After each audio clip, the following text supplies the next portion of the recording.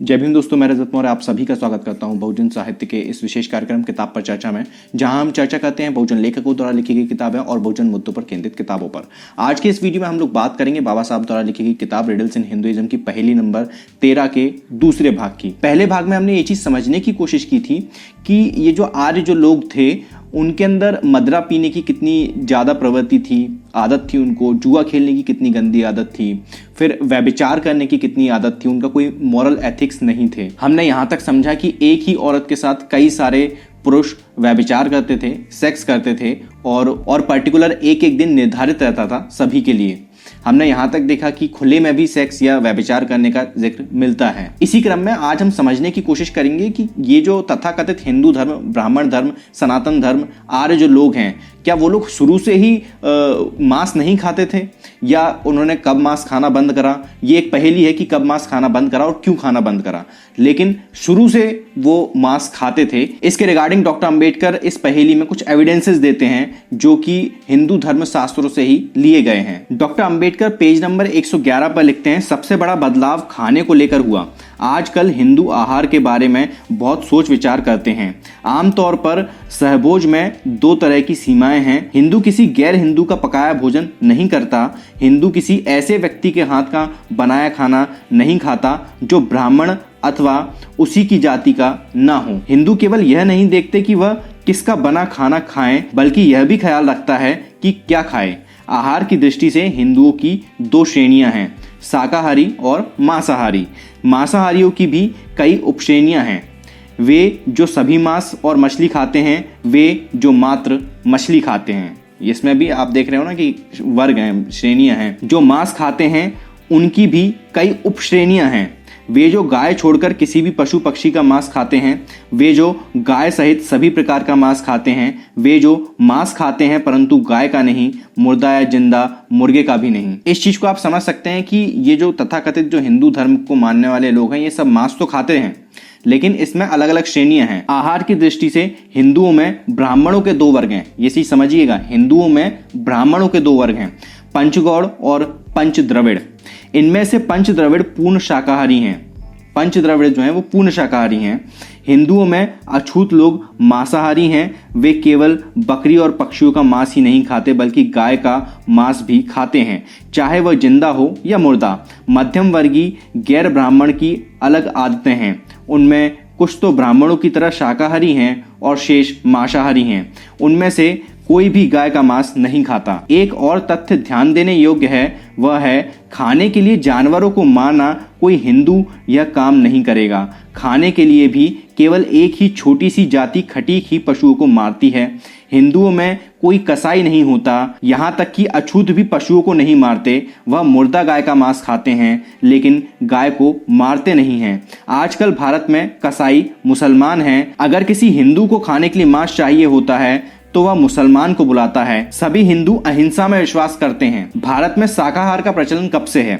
अहिंसा के प्रति आस्था कब पैदा हुई? बहुत से हिंदू इस सवाल को टाल जाते हैं। वे कहते हैं कि शाकाहार और अहिंसा भारत के लिए कोई नई बात नहीं है। अगर आप साइंटिफिक तरीके से भी सोचने की और समझने की कोशिश करेंगे तो ये चीज बहुत ही क्लियर है कि हम सभी के पुरखों ने कभी ना कभी तो मांस खाया ही है। आज की डेट में भले वो नाक लगा लें कोई भी, लेकिन ये संभव नहीं है, क्योंकि जब किसानी नहीं होती थी, जब फसल नहीं उगाई जाती थी, है ना, तब इंसान क्या खाता रहा होगा? तब तो मांस ही खाता रहा होगा या फिर कंदमूल खाता होगा। लेकिन प्रोटीन के लिए तो उसको फिर भी मांस की जरूरत पड़ती ही होगी ना, वरना उसकी बॉडी तो खराब हो जाएगी।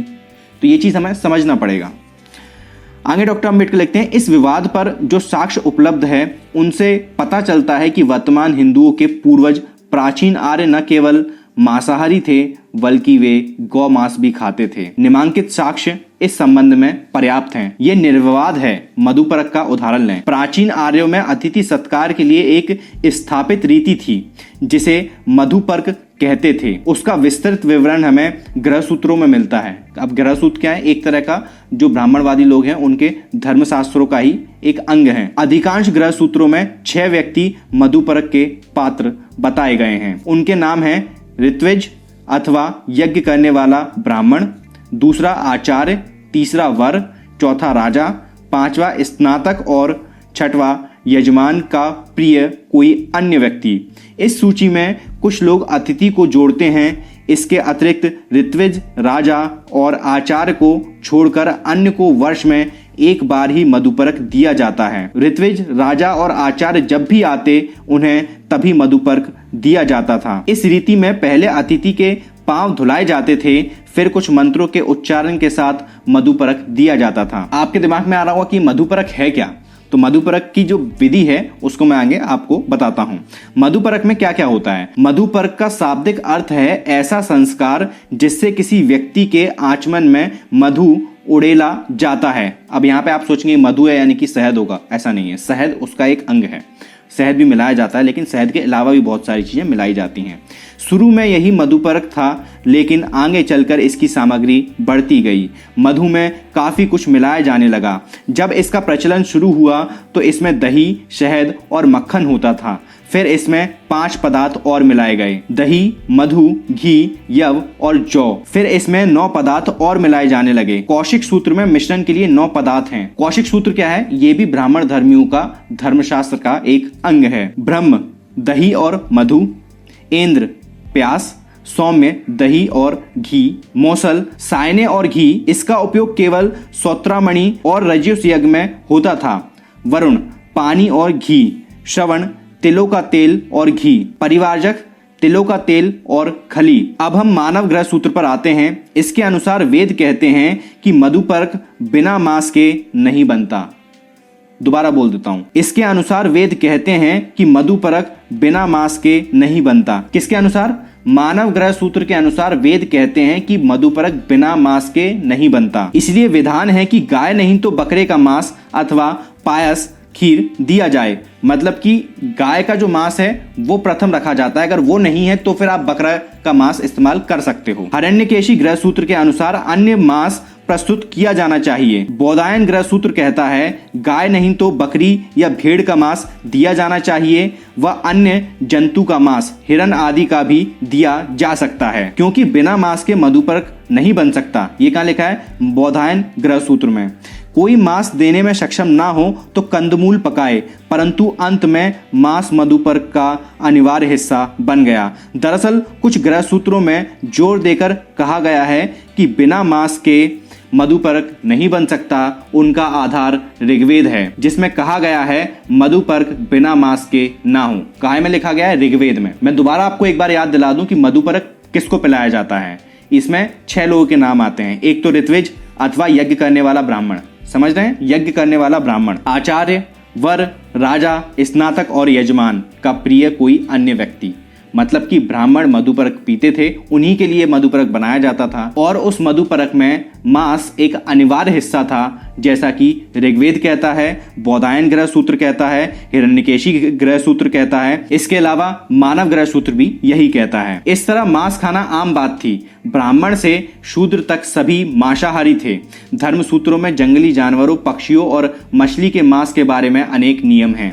अब इसमें बहुत सारे धर्म सूत्र हैं, जैसे कि गौतम धर्म सूत्र हो गया, उसके बाद आप धर्म सूत्र हो गया, फिर वस धर्म सूत्र हो गया, फिर यज्ञ धर्म सूत्र हो गया, फिर विष्णु धर्म सूत्र हो गया। रामायण में भी इस बात का जिक्र आता है, मार्कंडे पुराण में भी इस बात का जिक्र आता है। आगे डॉक्टर अम्बेडकर लिखते हैं, कहा गया है कि शाही खरगोश, इसविद सुअर की एक किस्म, छिपकली, गैंडा और कछुआ को छोड़ शेष सब 5 पंजे वाले जीवों का मांस भक्ष्य है। मतलब 5 पंजे वाले जितने भी जीव हैं उन सबको खाया जा सकता है। गौतम का कहना है कि ऊपर नीचे के जबड़े वाले जीवों, जबड़े और चिकनी त्वचा वाले जीवों जैसे सांप, मुर्गा, जंगली सुअर, गाय और बैल का मांस नहीं खाना चाहिए। आप धर्मसूत्र पहले तो कहता है कि खुरवाले ऊँटों और गव्य, नील गाय, सुअर, सरब और गाय का मांस न खाएं, परंतु बाद में कहता है कि दुधारू गायों और बैलों का मांस खाया जा सकता है, क्योंकि वाजसनेक आयुर्वेदियों के अनुसार इनका मांस शुद्ध होता है।